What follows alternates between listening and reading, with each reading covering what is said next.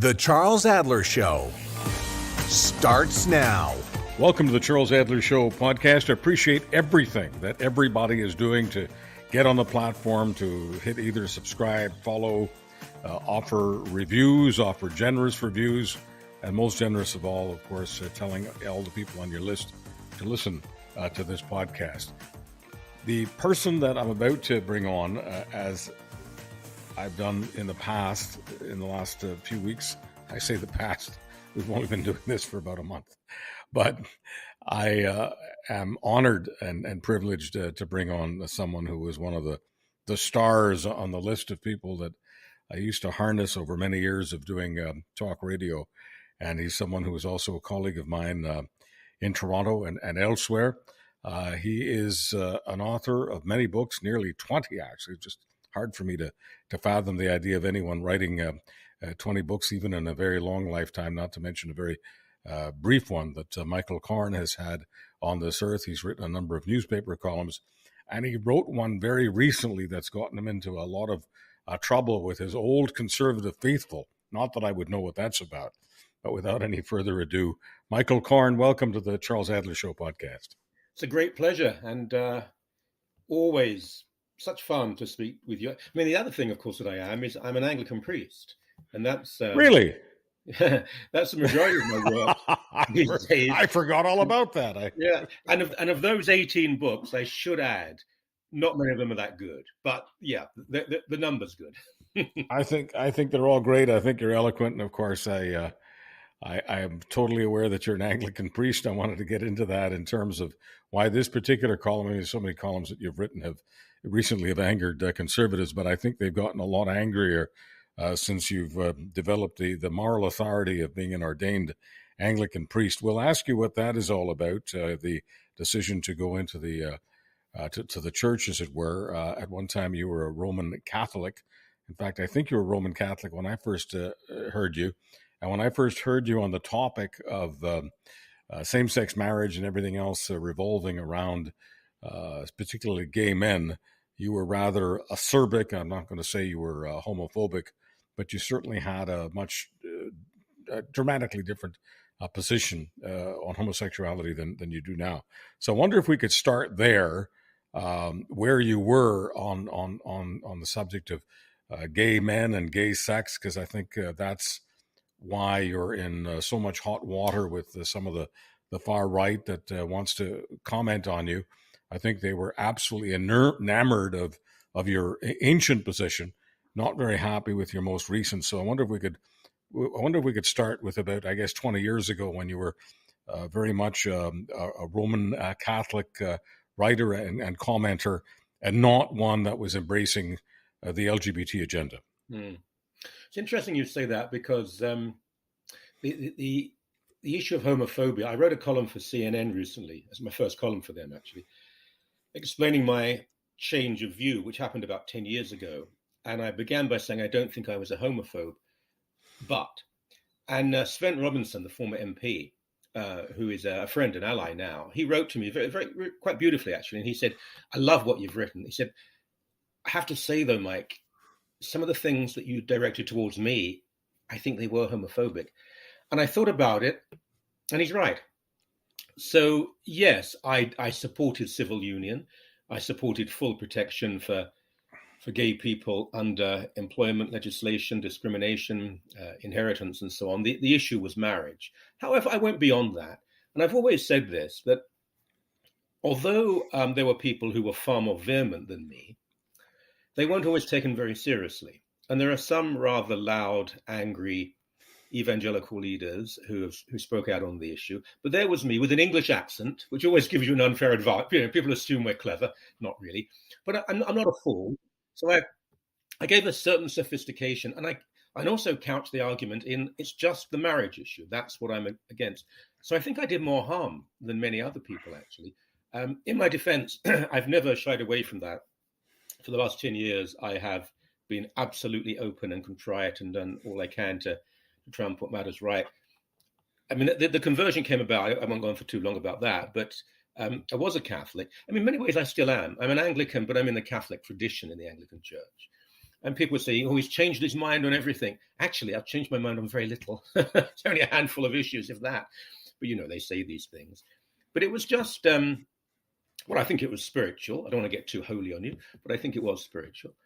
But there were certain incidents. One was World Vision saying that people in same-sex relationships were welcome to work for them. A very gentle thing to say. And the way the evangelical world came down on them so hard and really threatened to withdraw all funding. And also it was a very conservative man, actually, John Baird, who's a friend.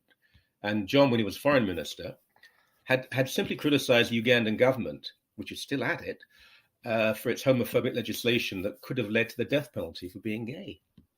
And he said, this is wrong. And I spoke out on TV and said, look, even if we oppose gay marriage, surely we can support John in this. The idea of incarceration and execution maybe for being gay is abhorrent. And I thought that Christians would rally round, and they didn't. They were very angry with me. And all these factors came together. At the same time, there were certain gay Christians who'd reached out to me, and I had this change on that issue. And it was a very difficult time because it led to me leaving the Catholic Church. There were personal issues within my family, which I don't want to talk about. It was tough, Charles. I mean, I'm not going to pretend otherwise. There was a financial side. I don't really care that much about that, but everything stopped. All of I think I lost 4 columns, 2 radio shows, a TV show, and all my speaking engagements. I always laugh when people say, well, he did this for the money. I must look even more stupid than I am because I mean, you know what it's like. If you want to make money in media these days, if you are a fairly articulate right-winger, everything is open to you. There are right-wing media platforms opening all the time. And, being I regard myself as a social democrat, Christian socialist maybe, it's a very small window you have to write. But anyway, that's what happened. And the column that got me into so much, not trouble in a way, but good trouble, was the one I wrote in the Globe and Mail, which wasn't really about homosexuality at all. I merely said that pedophilia, which is grotesque, should never be minimized. And the far right accuse all of their opponents, including Justin Trudeau and others, of being pedophiles, thus minimizing the obscenity of the crime and also libeling people. And I spoke about why the far right did this and this obsession they have and this new movie that's come out and the idea that there's a world conspiracy and it just goes too far. And because of that, I received thousands of abusive tweets calling me a pedophile, thus pretty much proving my point. But this time around, I mean, I've had these attacks in the past, as you have, and they last about 36 hours generally, and they go. And this one did the same. It's still going a bit, but it's mainly gone. But I received far more death threats. I mean, usually death threats are very, very rare. And I received 7 or 8 death threats, pretty graphic. There was one, someone's head being, I don't know where they got that footage from, being shot through the head. Now, that guy wrote to me, threatening me with a picture of his gun, lots of other things like that, lots of anti-Semitism, because my father was Jewish. And partly it was because Gorka, is it, the Trump's former guy? Is that his name? Sebastian Gorka, something like that. Sebastian Gorka, yeah, he was definitely a Trumpist. I guess he was born in Hungary, and he's considered on the right, whether it's in Hungary or the States. Yeah. Sebastian Gorka, yeah. Well, he said something, and he has more than 1 million followers. So that's what happens. And another journalist on the right did the same. So, it was. I'm not going to pretend it. Excuse me. It's fun. It's robust. It isn't pleasant, and I block hundreds of people, and I mock others. But being accused of being a pedophile by hundreds and hundreds of people. Now, they didn't read the column, obviously. There's a paywall anyway for the Globe and Mail. They read a headline and misinterpreted, but that's not really the point. The point is that they scream this abuse at anyone to try and silence them and then claim that their freedom of speech is being clamped down on. So, yes, it was an eye-opener. Of course, they proved my point. So, hey, I put myself out there. It's going to come back. But I stand by every word I wrote. Michael, let me get to a point that you made earlier, because I don't think we should be skipping this over. I think, and I'm just paraphrasing here, I think you said that it's really easy to get lots of clicks and money. I think was in the sentence as well. It's easy to make money on the web and in podcasting and broadcasting if you're on the right, especially if you're on the fringes of the right, far right. Why do you think that is? You've had lots of time to think about this over the years. You were definitely considered a voice on the right. You were doing very well financially in having that moniker. You lost a lot of platforms, including newspaper platforms, when you decided to move away from the far right. But why does the far right have such a stranglehold on audiences and dollars? It's a good question. I mean, I was there before the far right as such had developed. I mean, I was a conservative who opposed the Iraq War, who opposed the death penalty, who believed in social welfare, who believed in forgiving third world debt. So I wasn't on the far right. Well, you were on that. Let's just be a little more specific. You were a social conservative. You're very much on the cultural right, and we can talk about balanced budgets and all that economic stuff that I'm a big proponent of. I've always been a fiscal conservative, but none of that is sexy to the people who are very vocal on the right. They love the culture war. They want to be down and dirty in the trenches of the culture war 24/7. Yeah, you're absolutely right. The economic issues are, with all due respect to them, probably too complex and not things that they really, because if they really cared about them, they'd realize that a more progressive approach would help many of them. It's a very good question. The left was for some time, I think, dominant in media, but that's changed radically. And Fox News and people to the right of them in the US, in the UK, is a thing called GB News.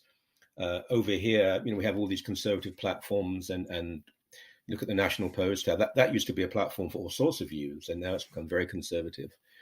And I think there are people with money who have financed. I mean, there's a publication, I'm not going to name it, in the UK, a magazine and an online site that's doing quite well. And I was a regular columnist for it.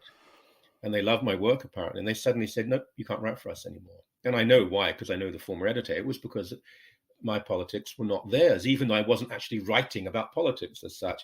I think there are easy answers given.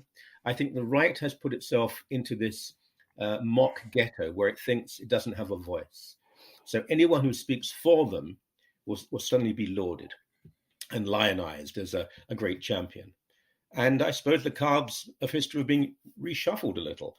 The left has been intolerant in the past, and it still is to a certain degree. I would never deny that.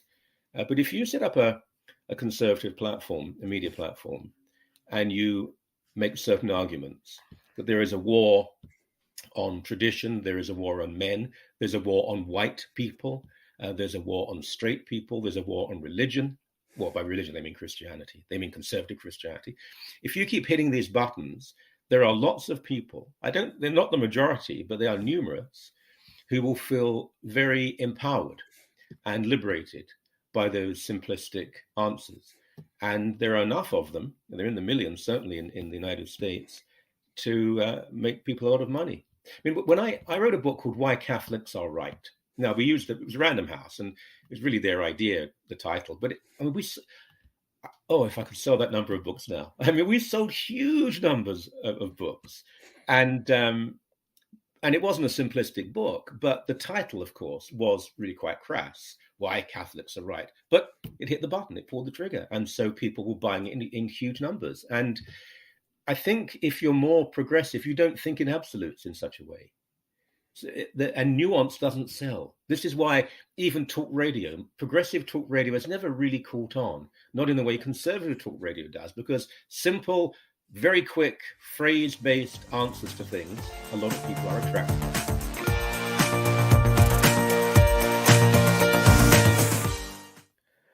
Michael, less than 25 years ago in the United States, I was told by let's call him a sugar daddy, a right-wing sugar daddy, someone who funded a lot of people in politics and media as long as they took cultural right positions. And I'll never forget, he said to me, if you converted to Christianity and decided to fight for Christian white men, you would very quickly become a billionaire. Oh, Was he right? Well, possibly.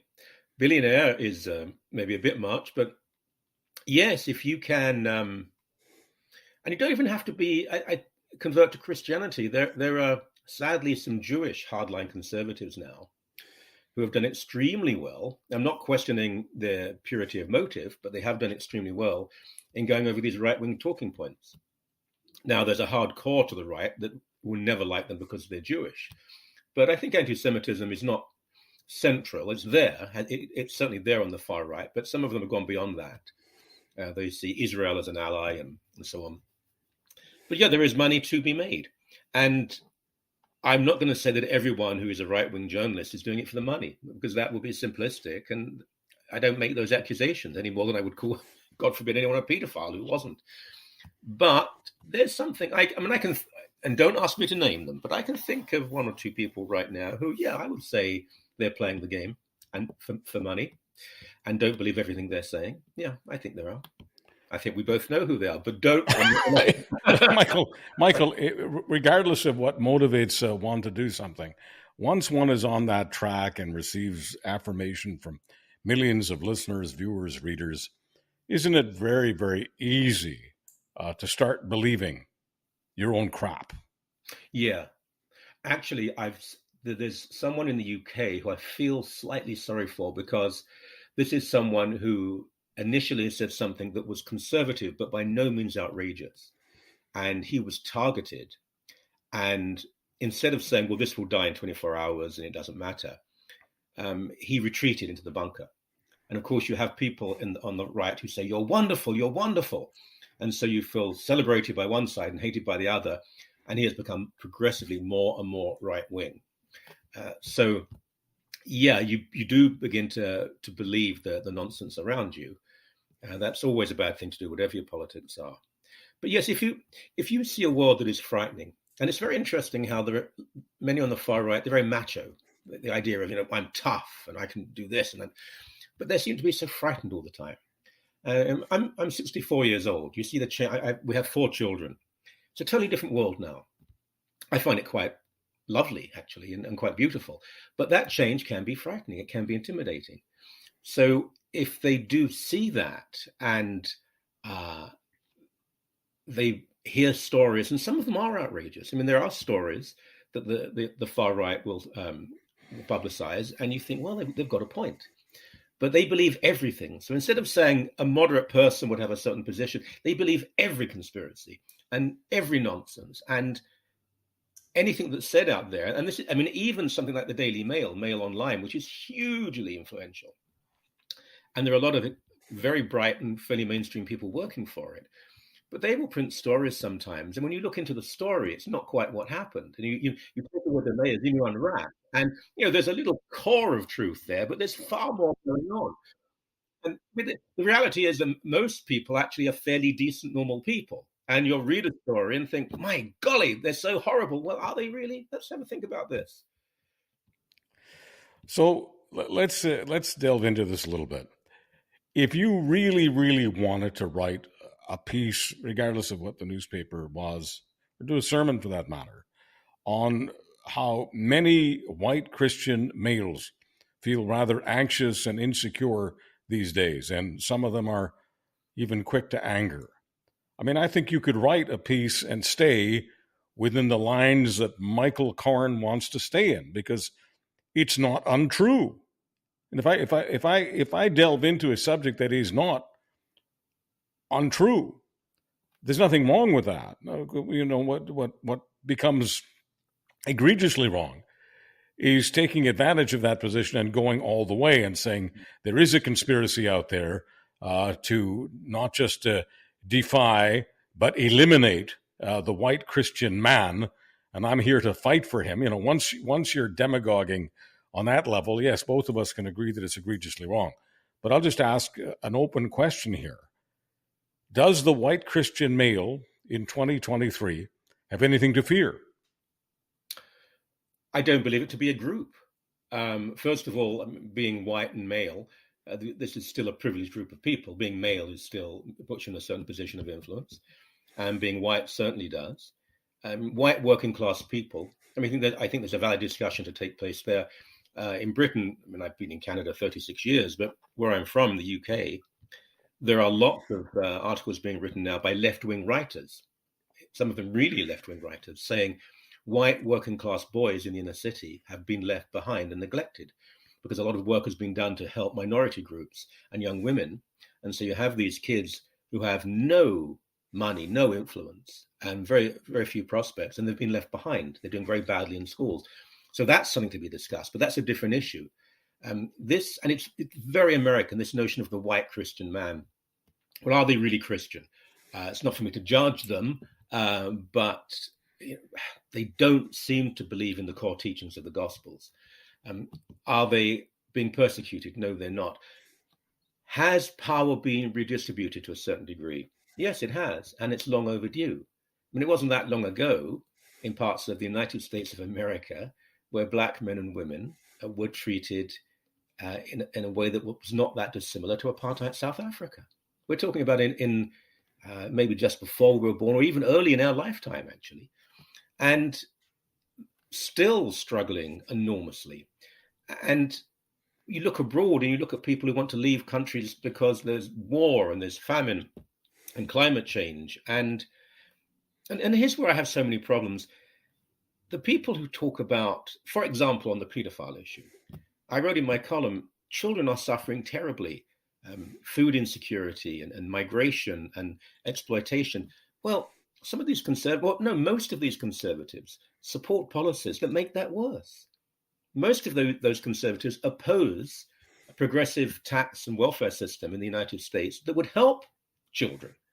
I mean, they're vehemently opposed to abortion, but once that child is born, give no help to them at all. They'll live in poverty and probably end up in crime or early death. So there's all sorts of inconsistency. But no, there is no conspiracy. There's no ideology. No one is going after white men in any way at all. But yes, I suppose the easy superiority, that's no longer there. Suddenly people of color have a voice. Gay people are accepted. All of these things can be threatening to those who have assumed a certain power for generations. Look, the British Empire was incredibly successful. They could mobilize huge numbers of white working class men to go and fight battles for them and then to colonize countries. And they weren't taking the middle classes. These were men from the slums of London and Manchester and Glasgow. And they went and they had a pride in what they did because they were being told, look, your life may be pretty appalling. You're living in terrible conditions, but you're better than those people. You're better than those people. And that's what is happening now, I think. People like Trump, and I would even say some of our leaders in this country, and I never thought that would happen, are saying, our policies aren't really going to help you very much, but we'll make sure you feel better than those people. And that's a really vicious way of doing politics.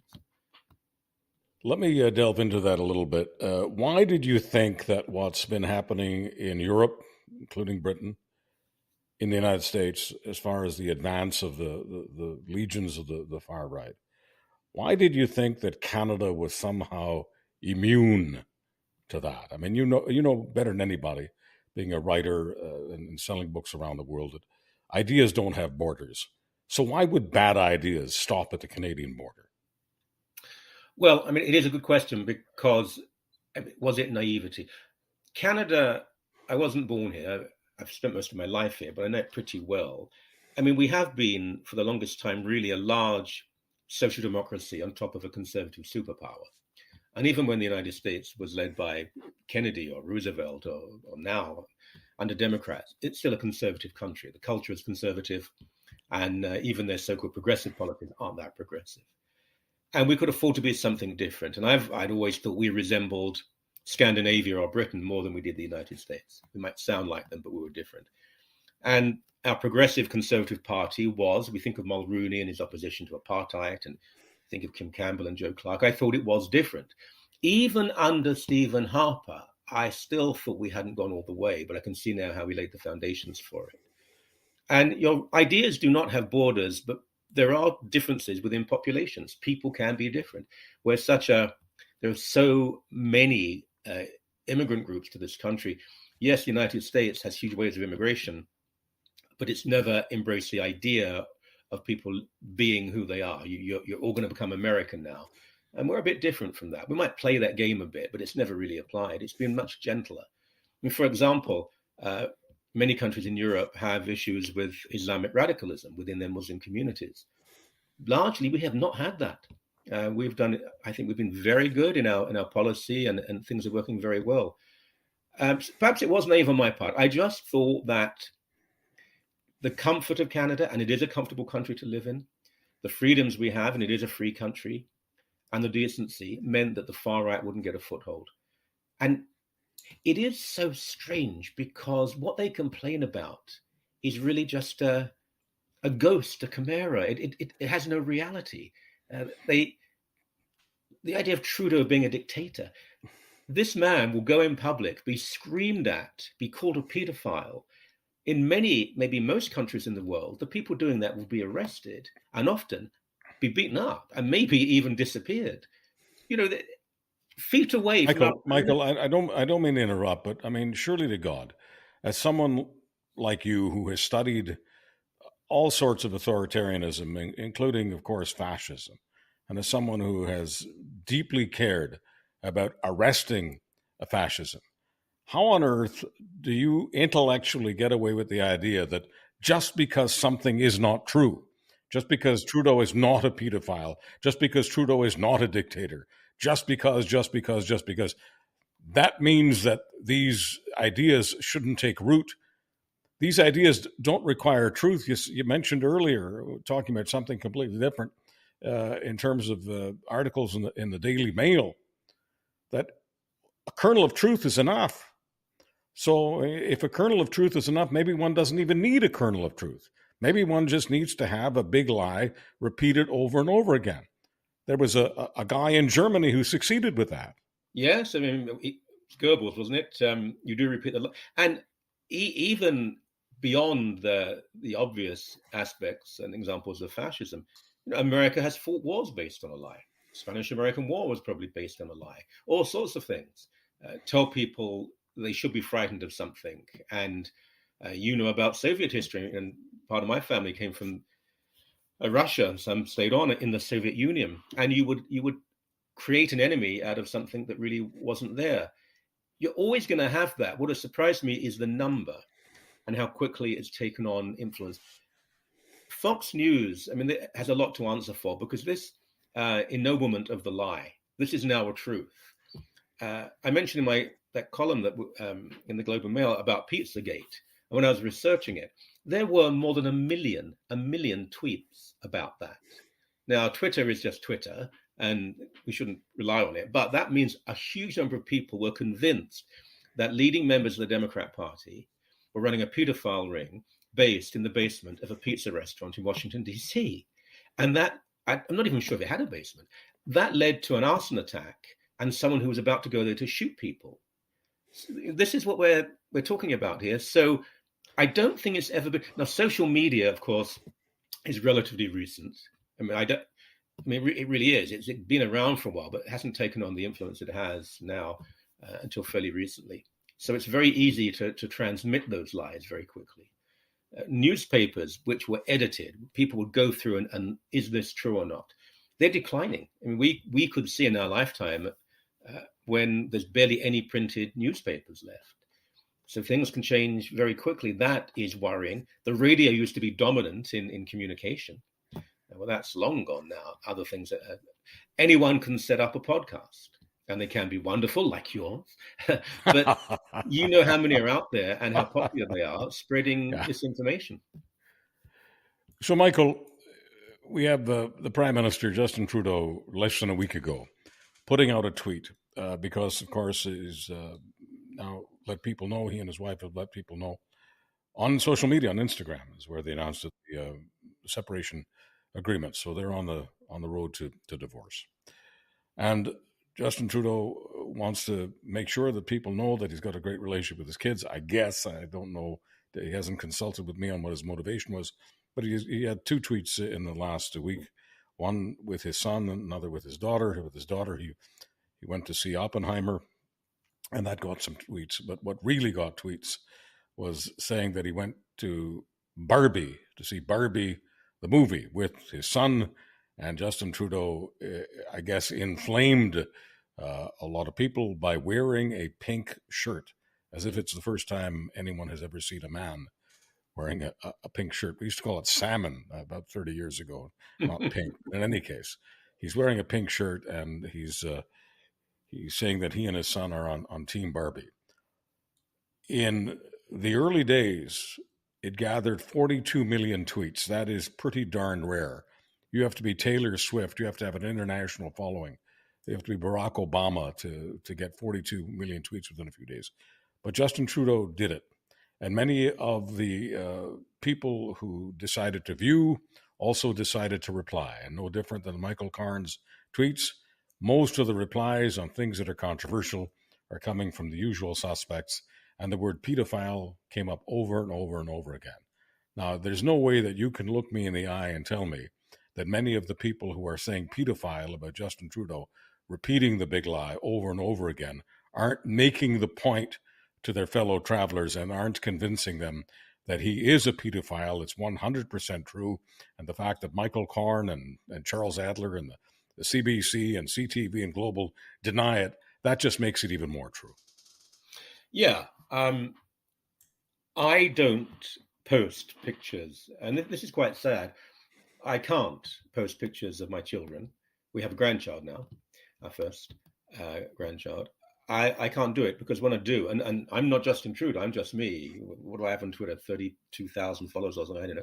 But not in the same league. But if I post pictures, they will be attacked, and I'm not going to do that to them. I won't post pictures of my wife either. That's the stage it's got to. I thought they were lovely pictures, and I mean, I'm not sure if it was a wise thing to do or not, but it shouldn't matter whether it's wise or not. It's him with his children. And it's very interesting in the far right's reaction to Trudeau, because I don't want to sound too Freudian, but there's certainly something sexual going on, because and I've and I'm sure you have as well. I've been in a room when Justin Trudeau's come in, and the number of women who, I mean, he obviously is very attractive to women. I'd like to say the same for myself. I can't, but he is. He's also very masculine. I mean, I think we were both at Sun News when he had that boxing match, and he beat the out of his opponent. So you have all these allegedly macho people questioning his sexuality, which is irrelevant anyway, but obviously he's straight, not that matters, calling him names, calling him weak, wearing pink. And here's the irony, one-to-one, they'd probably be terrified if they actually met him. But I think it is a certain inadequacy on their own part. Again, they feel emasculated. They've had power for so long. Look at me, forgive me if this is a caricature, but look at me in my pickup. Look at me ruling the place. Look at me as the man. I'm in charge. I'm the white man. I'm even more in charge. And they feel threatened by this. They feel threatened by the number of women in the cabinet. They feel threatened by changes that are taking place. And he has become this icon of their hatred. Also, of course, inherited guilt, because they so detested his father, even though a lot of them weren't even born and know nothing about what his father did.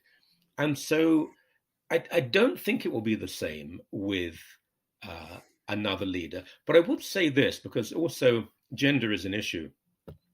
If there was a woman leader of the Liberal Party, and I think there probably will be quite relatively soon, I wonder what will happen, because the degree of misogyny is enormous, overpowering.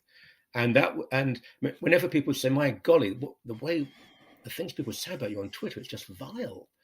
And I've always said, yeah, imagine if I was a woman, because it will be worse. It just would be. But there's a lot going on in this attack on Trudeau, who is, I mean, let's be honest, he's a centre-left. His policies are not radical. Our foreign policy is hardly left-wing. Economic policy, many on the left are horribly disappointed in him. So he's not some revolutionary figure. And a lot of what he's accused of, it's not even a federal issue, it's provincial. So yes, it's dishonesty. I think a lot of it is personal, it's visceral, it's angry people. And what so disappoints me, but doesn't surprise me, is that the Conservative leadership in this country is not trying to diffuse that. in what they think is a subtle way, I think they're encouraging it. So you don't have to be a black man or a brown man to look at relatively recent history. If you're looking at those black and white photos, Michael, from the 1940s, we've seen them all. Those people who met at Yalta, one was Stalin, white man, one was Churchill, white man, one was Franklin Roosevelt, white man. As I say, you don't have to be a racial minority to decide that for the longest time, relatively recently, whether it was known as white supremacy or not, that's such an ugly term, but regardless of the ugliness of the term, how could you not believe, if you're a racial minority, that white men were very much supreme? Yeah. I mean, class is an issue. I'm a European. I do have a class analysis of these things, and we have to take that into consideration.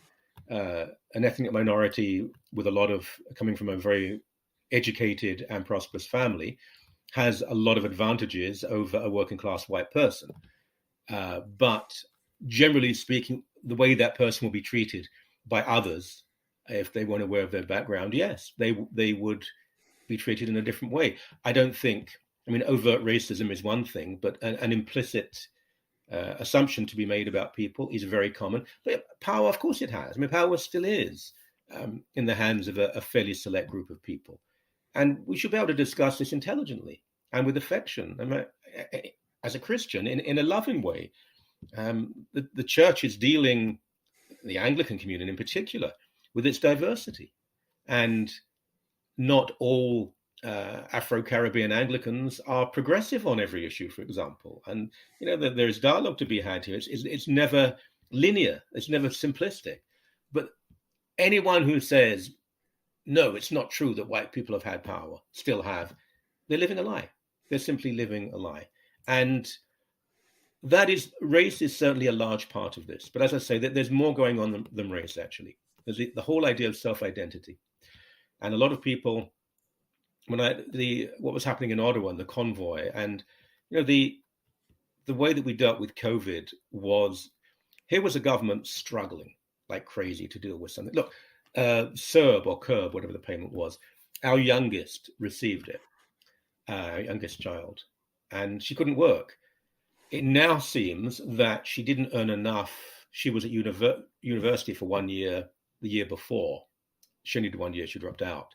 But because of that, they've now said, you have to pay it back. Well, that means dad has to pay it back. And that's really, really, it's a lot of money I have to pay back. And I think, well, that's awful.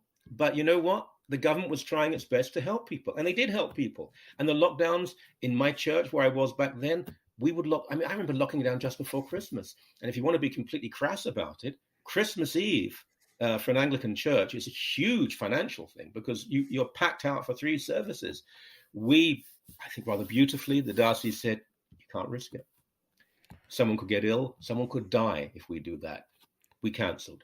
We made sure that everything was available on Zoom, and people were trying their best. The idea, it was a world conspiracy to take away people's religious freedom and control them, a new world order, and inject things into them that would...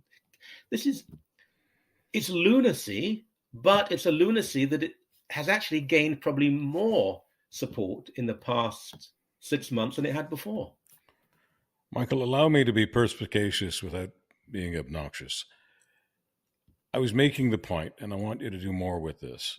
If white supremacy, whether it was called that or not, but genuine white power, what now some people call white privilege, if that was the norm for so many years, why should we be surprised that there is a lot of pushback right now from people who were born in a world where they fully expected that if they were white and male, they would have as much access to power as anyone, perhaps more, because once again, that was the norm. One can castigate it, one can call it bias, one can call it systemic racism, one can come up with all sorts of terms that work well in sociology classes and TV panels that nobody watches. But the point is, when something is a norm, like it or not, when the norm starts to become diluted, many people feel left out. I'm not trying to say that they are victims, but I understand why they feel like victims? Well, some people are. Now, just think about this for a moment, because I come into contact with a lot of people as a priest, all sorts of people from every sort of background, often people who are struggling terribly. And I don't encounter this as often as you'd think. A lot of people do understand, and they're not fools. They do realize that, you know what? Yeah, the world had to change. I see with our children, their age between, trying to remember their age now. This is really going to show how old I am. In their 20s and 30s. And you see the generational difference. And they do understand what is going on. And people are generally, I'm still optimistic about humanity. We spoke about Christians too. If you have any idea of the gospel, you'd look within and say, well, hold on. What is the argument here? And perhaps I was wrong. So I can understand some people just being reactive, and I'm all about forgiveness, but those people need to look a little bit harder at the reality of what is going on. Now, if you've just lost your job and you can't pay the bills anymore and life is really tough, sometimes you're going to lash out, and you could lash out the wrong people. For goodness sake, we know at the rise of fascism, at a time of depression, economic depression, you blame someone. And actually, it wasn't always the same group. Obviously, in Germany, Jews and others. In other countries, it was different people. But we've developed, surely, a sense of history where we know that actually, it isn't their fault. It might be the fault of the economy. It might be the fault of very wealthy people who don't really care. But yes, certain reactions are understandable. Many years ago,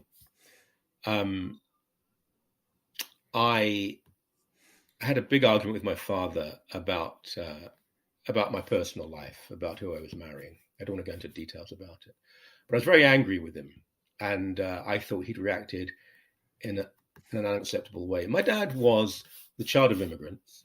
You know this sort of story. He was a Jewish son of immigrants from Eastern Europe. He drove a cab in London. He was from Tottenham, Hackney, rough area. He was a boxer. He was in the RAF when he was 17. He was clever, but there's no way he could have gone to university from his background. He reacted in a certain way, and I was very angry. About 10 minutes, 15 minutes later, he came back to me and said, Mike, I'm sorry, I was wrong. Anyone can do that. It's not that you get it wrong. We all do. I mean, God, if anyone's been in a relationship, love is never having to say you're sorry. Bollocks. It is saying, I'm sorry, I was wrong. Even if people react in a certain way, they have God's gift of thought and heart. Think about what you're doing. Think about it. You know what? I'm wrong here. No, I'm blaming the wrong people. I shouldn't be angry like this. So we are capable of better things. We are capable of being better. And yes, there is a hard core we'll probably never reach, but I still think that lots of minds can be changed. When do we get the 19th book by Michael Coren? Well, I'm meant to be writing a memoir. I may have to postpone because I've been rather busy, but the one I wrote, The Rebel Christ, that came out almost 2 years ago now. I mean, it has done very well. And if someone said to me, you can just hold one book, one thing up, I suppose, that you've created intellectually, it will be that. I'm really proud of that book. And I mean, I know it has changed people. It's helped people. And here's something to really annoy these crazy people who go after me. Every time they do, my book sales go up. and let's make it clear. The Rebel Christ is not a right of center book. Despite the fact that it's not a right of center book, it has done exceedingly well in every important metric, including money, for Michael Coren. Can we say that? But people react and they want to read. I don't think right wingers buy it unless they want to burn it. But you see, it's quite interesting what we're seeing there on Twitter. They say these things about me or about you, about anyone else. Does it really affect us? Well, it's not very pleasant, but it doesn't. Big deal. You know what? I mean, I reported from Northern Ireland. I reported from the Middle East. I used to follow my soccer team around as a rather unruly teenager. Really, I've seen stuff that's a bit scary. These guys are not going to frighten me. It's slightly annoying. So what are they achieving? They make themselves feel good. they feel, I've told that Michael Coren that he is a pedophile. I've made an anti-Semitic comment about him. They feel fulfilled. I say, Congratulations, Slugger. Your 14 followers are proud of you, and you've achieved absolutely nothing. Exactly. Absolutely nothing. Michael Coren, we always achieve a great conversation when we engage. Let's do this more often. My pleasure. Thank you so much. Catch Charles Adler Mondays on Real Talk with Ryan Jesperson. Twice a week in the Winnipeg Free Press. And every day at Crier Media.